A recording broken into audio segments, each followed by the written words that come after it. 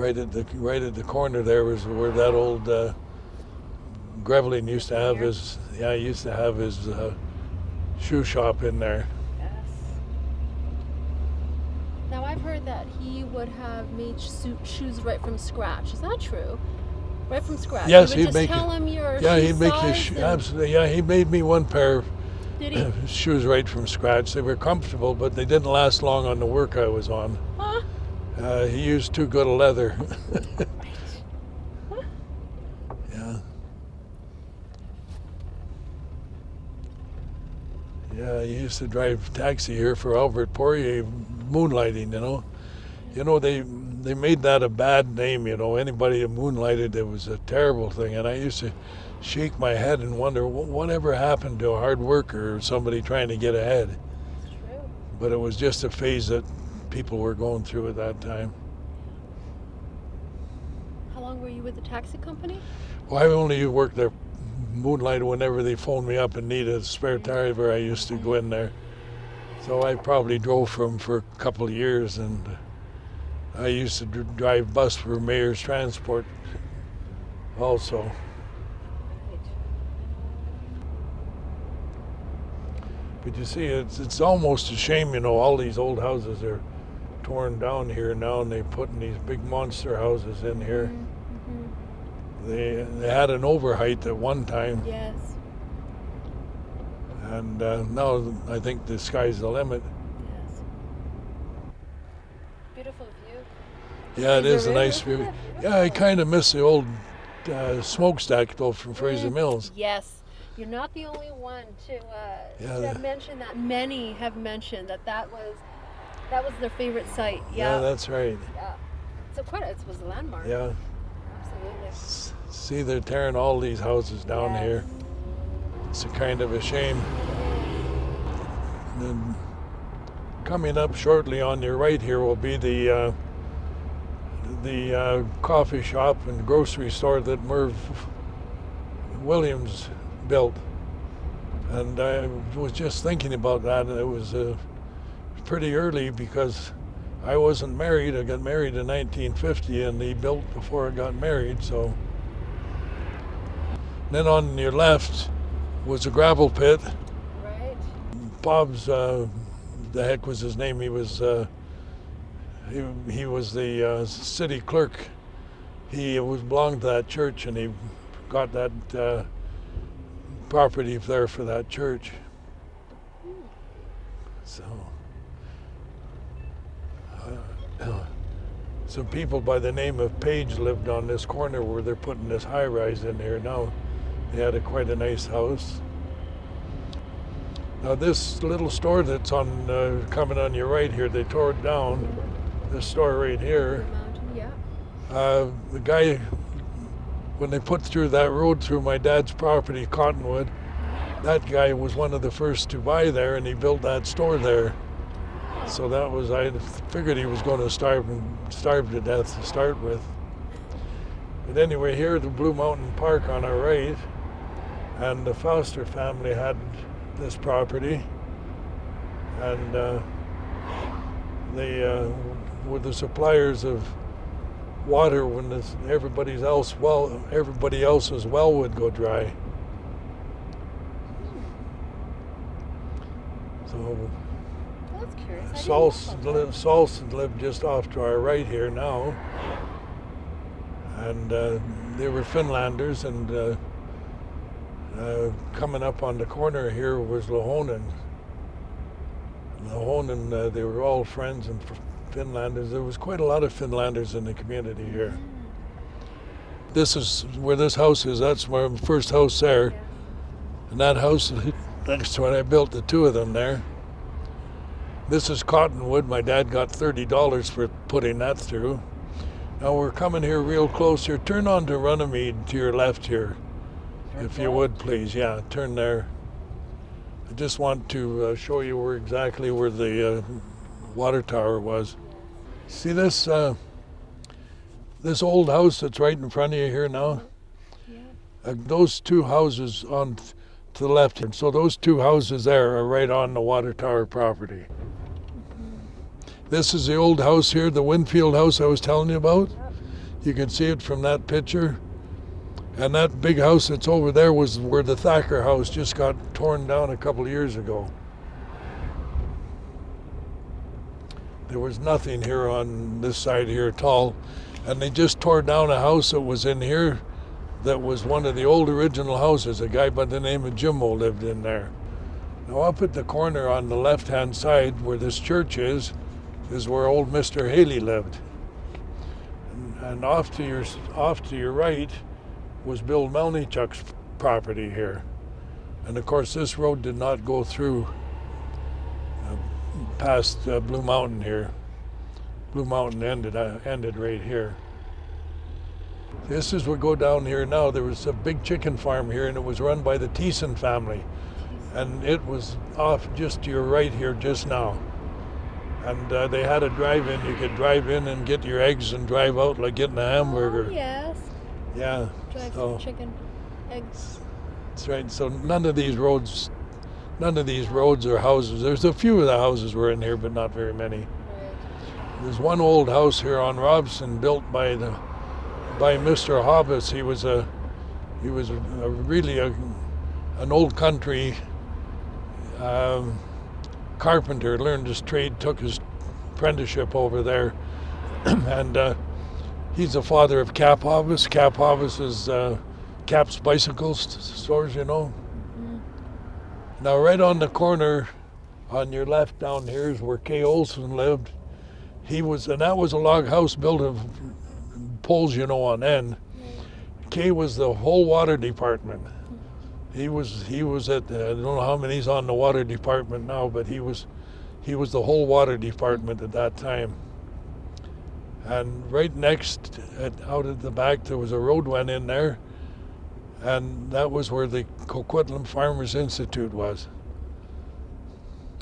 I still swear that there's poles in that house there, but I guess they tore it down and I never noticed it.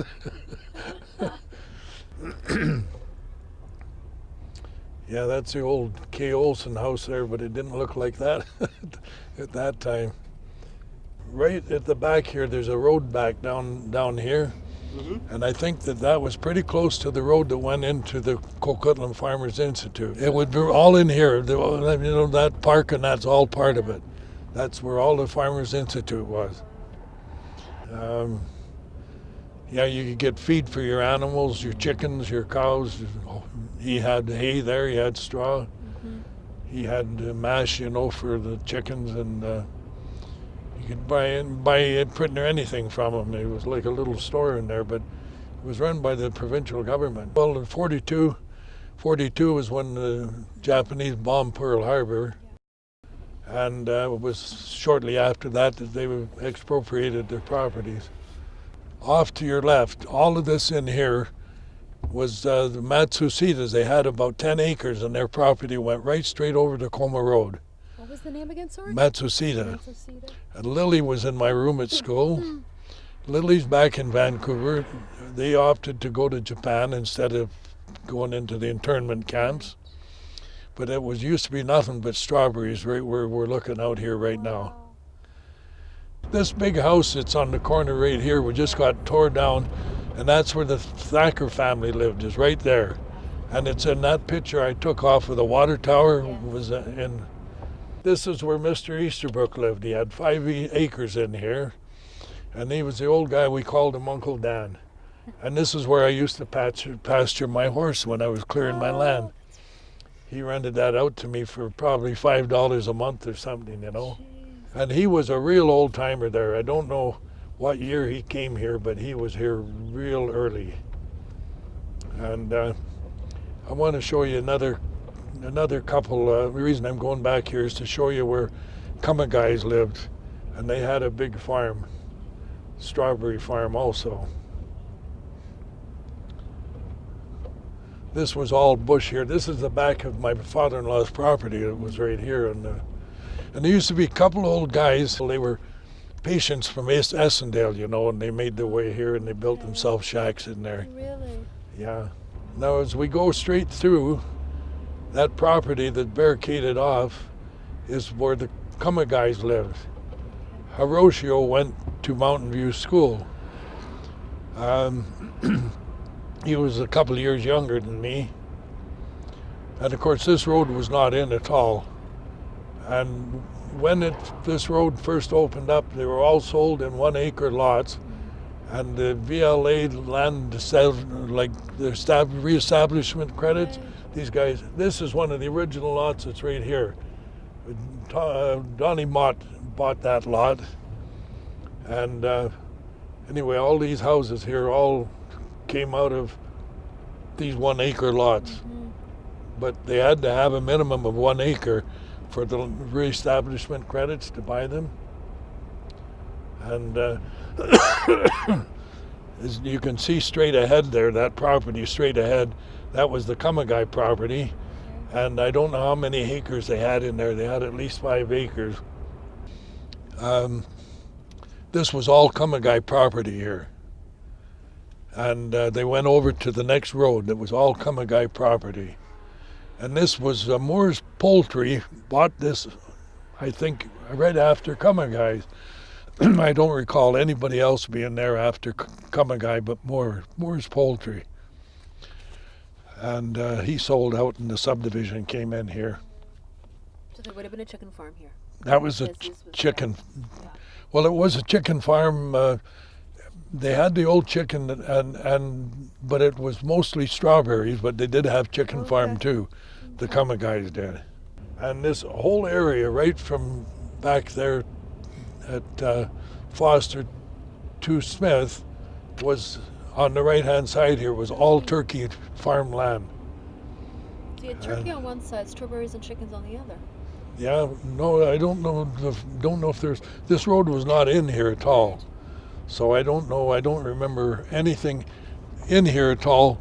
Some of these roads came up here to this property, up to Reed's property, the turkey farm property, but they did not go through. There's only one person I know of died in Como Lake, and that was Ernest Madsen, and he lived just back here, just a block past. It just made me think of it now. And Ernie went through the ice and he drowned at the deepest part of the lake. That lake is probably not 5-6 feet deep all the way across it. It's a very shallow lake, except at the south end, and there's a big hole up in there. It probably saves the life of all of the trout that's in there because they get in the cooler water for the summer.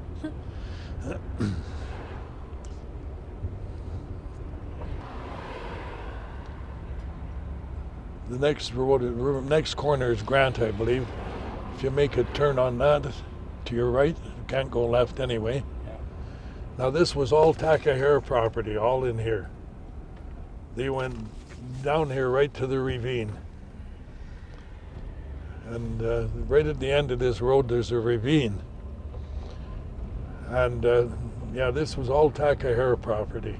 And they bought out and they went back to Japan also.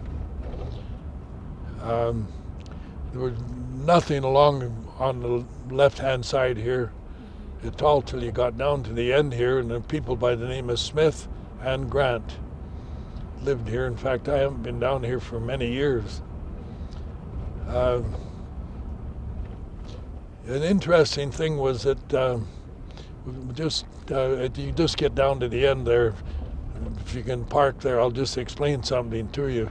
In this ravine down below there, the Smiths had a device that I've never seen in my life before or heard about before. He called it a ram, and he put it in. There's a drainage like creek down in there, and the fast-moving water would go into this ram, and you'd hear it click, click, click. Every time it clicked, it pushed a little bit of water up the hill to the Smiths here, and that's where he got his water supply from. Now, I've never heard of it before, and I'm going to look on the computer to see if I can find anything about that again. But that was his soul. He had a water tank here, and used to go no power, just the water power was working it. And it was interesting to see that, and like I say, I've never seen or heard of it since. And there's the park over in there. That takes you right in there to Blue Mountain Road, just the other side of that park there. You see this old house here? This was the old Kozub house, and their properties with Bill Melnichuk's backed onto each other, and that house is still where it was. And it was built in the 20s, for sure. And this road was not in on this side of the road here at all. We used to go through the trail through there where the school is up on there. And that little logging road used to go right through on the Macintosh. But the logging road came down from up on Porter down into there where those trees are. The bushes haven't grown much at all. You know, they die out and keep growing, I guess. Yeah. But that's where we used to go skinny dipping there all the time. But there used to be some old logs there, and we made a raft out of it, and we used to pole across there. That's how I know that lake. I know every inch of that lake is. It's not very deep. I could walk across the most of it right today. But a few years back, they drained that lake and cleaned it out. So now when we go down to our right here, at the corner of Como and Poirier on the right-hand corner,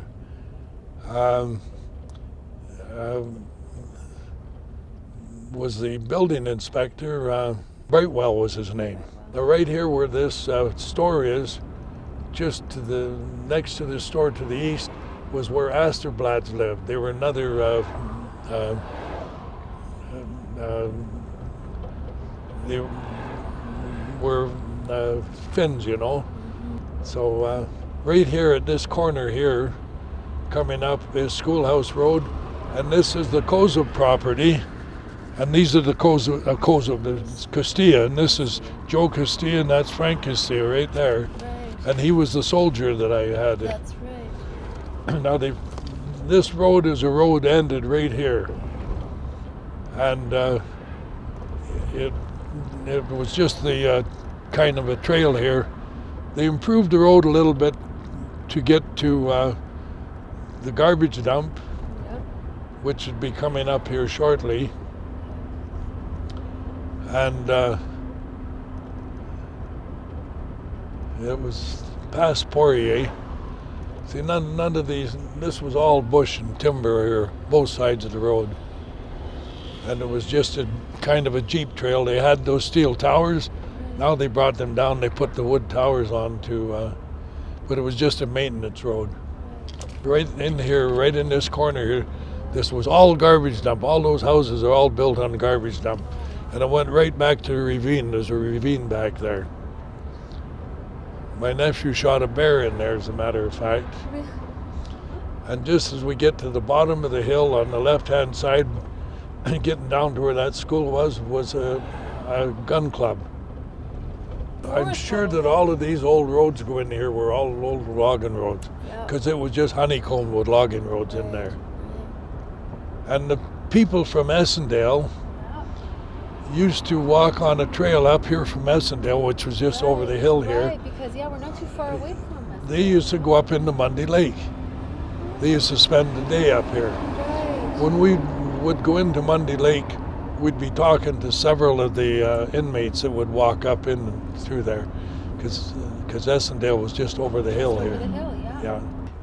But right on this corner on the right-hand side here, coming up here on the Gatensbury, was where the old Mr. Pobbs lived.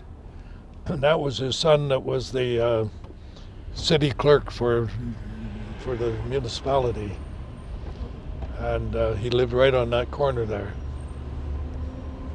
And this was all timber. Both sides of the road here was timber.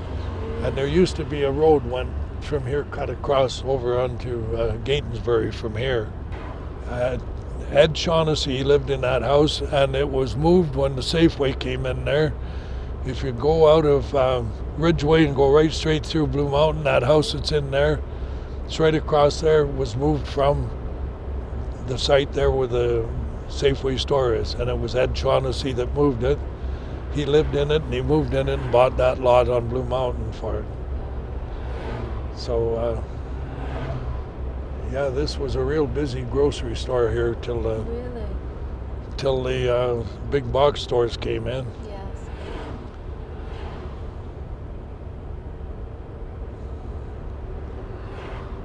Well, I don't know. I hope I was able to show you people some. I Wonderful. don't. Yes.